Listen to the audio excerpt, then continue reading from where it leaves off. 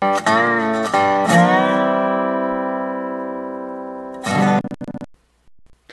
everybody, and welcome to Coffee with Craig. I am your host, Craig DeLuz, here to conversate with you about firearms, firearms policy, culture, politics, you name it. We're talking about it right here on Coffee with Craig. So please remember to like and share these videos so your friends can join us in the conversation. Also, subscribe to our YouTube channel. Follow us on Facebook so that in the event that you don't get these live or haven't been receiving the alerts, that way you can receive the alerts and so that you can participate in the conversation as it is taking place. Also would like to remind you, fpcgear.com, fpcgear.com. That's where you go to get all sorts of cool t-shirts in order to help promote the Second Amendment and let everybody know that you support the constitutional right to keep and bear arms, but also that you actually get to actually support it by knowing that the resources that come from those t-shirt sales actually go to support your right to keep and bear arms and the work that we do here at the Firearms Policy Coalition. So that's fpcgear.com, fpcgear.com. All right, moving right along, talking about promoting and talking about the Second Amendment.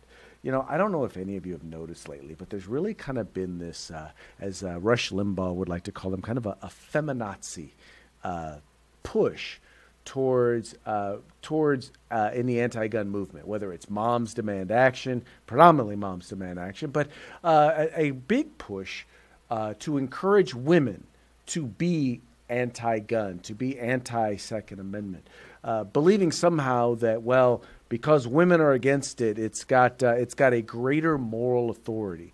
A lot of it's always kind of been there, but there was a really big push with the Women's March that took place this year, 2018, once again, really pushing the idea of seeking to try and ban and remove access or remove individuals' right to be able to keep and bear arms. And it just seems to be that this, once again, it's this whole push.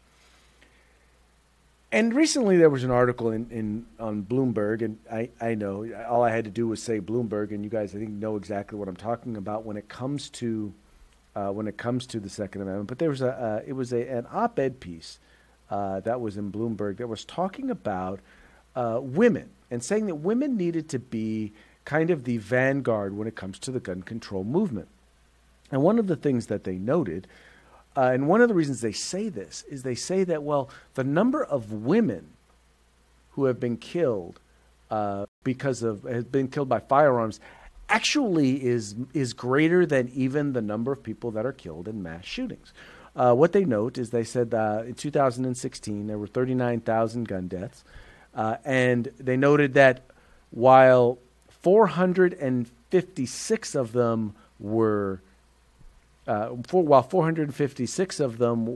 mass shootings, 561 were actually women killed by firearms. Now, killed by firearms by their husbands, ex-husbands, common law husbands, or boyfriends. And once again, that's information that they got according to the Associated Press. So therefore, because of that, because we're all up in arms about mass shootings, well, then we also ought to be up in arms about women and domestic violence and their lives being taken, which, you know, I thought about it. First of all, we all know 39,000 number is inflated by 2/3 because, well, at least 2/3 of the individuals who take their lives or who are shot are actually shot themselves. They actually tend to be suicides. But even with that, what you're talking about here is 561. We're talking about a very, very small percentage. We're talking about less than 5% of firearm deaths fall into this particular area, which they're making a big deal because we're making a big deal about mass shootings, which we've always said mass shootings, these quote-unquote mass shootings that they keep talking about, that everyone is up in arms about, represent a very, very small percentage of all shootings. A very small percentage. In fact, the overwhelming percent, 90%, somewhere around there, around 90%, are gang-related and or drug-related, meaning they are crime-related. And then we wonder why those numbers are on the way up. Well, maybe that's because we've seen violent crime go up for now the fourth year in a row. The fourth year in a row, we've seen violent crime go up. It kind of started when we started, in particular here in California, letting violent criminals out of jail. We're saying, well, they're not violent, but yet they're getting out of jail and they're committing violence. But that is a different story for a different coffee. But in essence, what they're saying is that because women are more likely to be shot by as a part of a domestic violence issue, well, they should be more so. I'm going to clarify, more so than mass shooters. Well, if we're all up in arms about mass shooters, then we got to be up in arms about these particular cases. Except what they are in fact promoting is actually victimizing women. So in other words, what they're saying is that rather be in a position where you can be able to defend yourselves as a woman. Because, see, firearms are the great equalizer. I don't care if you are a 200-pound man or a 100-pound woman. Firearm is a great equalizer. A firearm, a trained individual, a trained 100-pound female with a firearm can easily dispatch with a 200-pound male without a firearm. Just saying.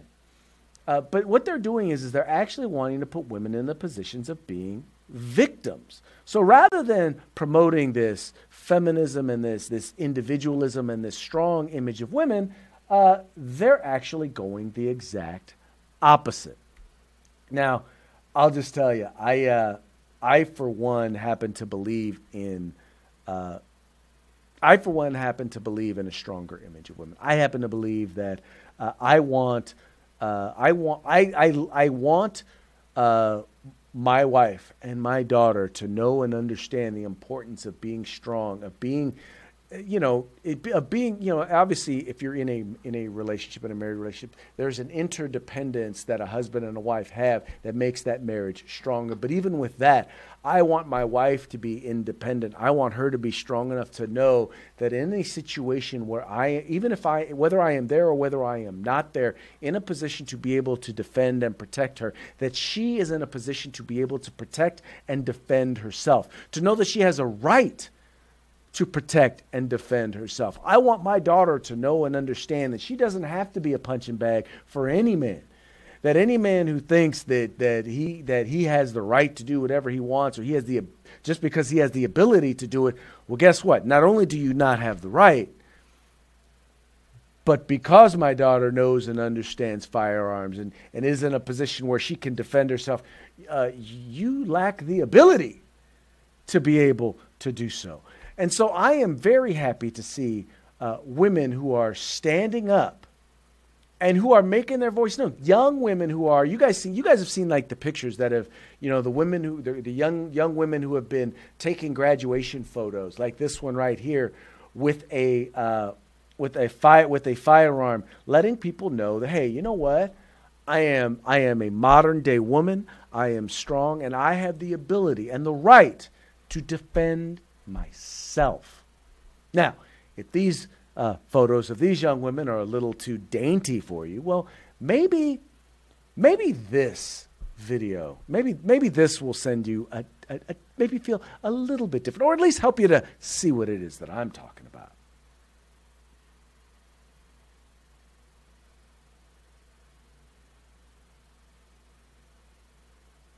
Come on. There you go.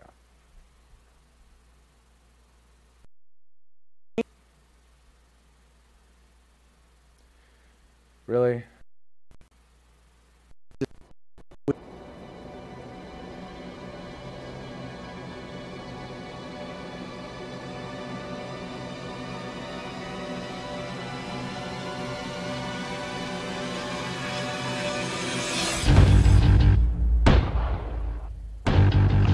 Ladies are taking over. The adrenaline.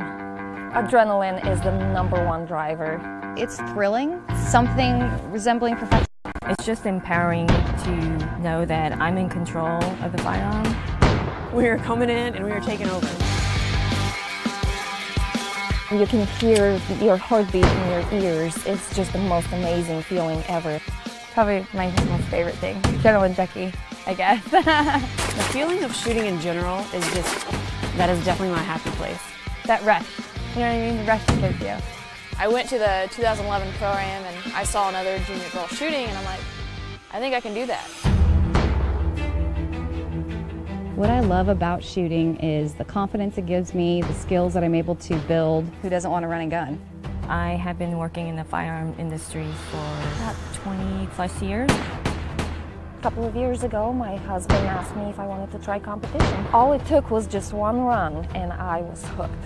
I just decided I wanted to carry a gun, concealed carry, but it was probably the most fun I've ever had. It was about 3 years ago.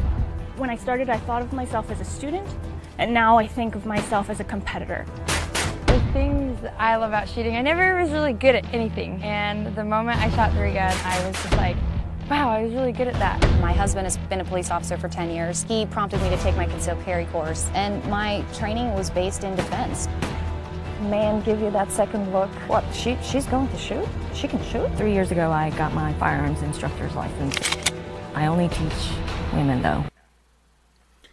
All right, so that is what I talk about when I start thinking about an empowered woman. Once again, these are women who decided that they were not going to allow the anti-gun movement. They weren't going to allow any stigma to get in the way of them understanding that they were first and foremost their own first responders. And once they got a hold of a firearm, once they got into it and understood it, now all of a sudden they're not just, once again, not just students. They're actives. They are shooters. They are individuals who no man will mess with, or at least no man with any brains will mess with. But that's the empowering thing. That's the, when you are in a situation, if you have your concealed carry permit, I think anyone who's done enough training, whatnot, you go into almost any and every situation with a certain level of confidence. One, that you have the sort of training and understanding of, one, how to avoid dangerous situations. And number two, though, how to react if you do wind up in one of those confrontations. Once again, how to extract yourself from those, and if necessary, how to defend yourself if you are unable to extract yourself from those situations. So while Bloomberg would say that women need to be the vanguard in promoting gun control, I believe that women need to be the vanguard in promoting the Second Amendment and the fundamental human right of self-defense and the constitutional right to keep and bear arms. Anyway, that's going to be it for today's Coffee with Craig. Thank you so much for tuning in. Thank you so much for being a part of the fight for our civil rights. Remember, you got to use them or you're going to lose them. You guys take care.